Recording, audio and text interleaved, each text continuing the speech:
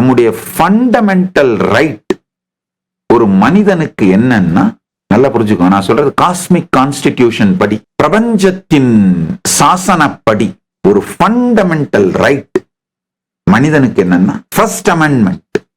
கைலாசோட first amendment இதுதான். உங்களை பரம்பொருள் என்று உணரவும், அந்த சத்தியத்தை வாழவும், அதற்கு நீங்கள் பொறுப்போடு இருக்கவும், அதே போல மற்றவர்கள் உங்களை நடத்துவதற்கும் உங்களுக்கு உரிமை உண்டு. இதான் ஃபர்ஸ்ட் அமெண்ட்மெண்ட். செகண்ட் அமெண்ட்மெண்ட், கான்சியஸா நீங்க ஜெனரேட் பண்ற எந்த வார்த்தையையும் எந்த எண்ணத்தையும் நீங்கள் செயல்படுத்தலாம், சொல்லலாம். ஆனா அது கான்சியஸா ஜெனரேட் பண்றதா இருக்கணும்.